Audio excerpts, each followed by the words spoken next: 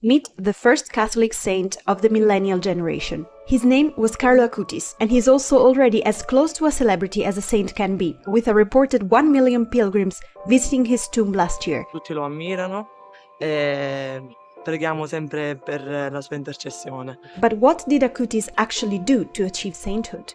And can he help repair the battered image of the Catholic Church, especially among young people?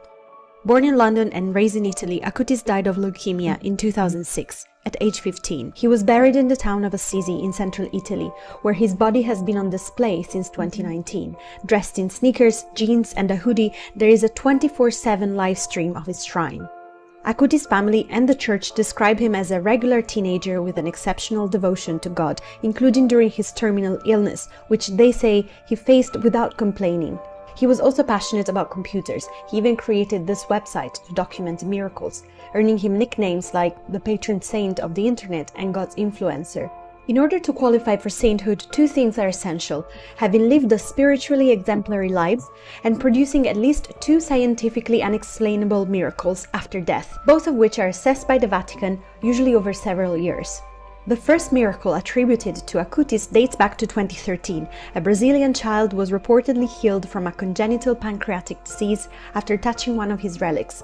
The second miracle was the healing of a Costa Rican student who fully recovered from severe head trauma following a bike accident. I dottori hanno detto ci sono pochissime speranze. Lei è venuta qui davanti alle reliquie di Carlo e ha pregato per una mattina intera. Sta di fatto che questa ragazza adesso lavora a Milano in piena salute. Few new saints have generated the frenzy Acutis has. Italian police have been investigating the illegal online trade of his relics, including supposedly authenticated locks of his hair.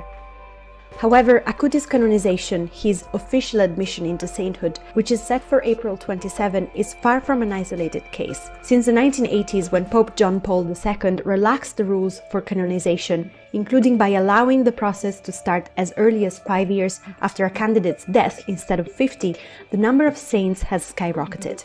Pope Francis alone has canonized over 900.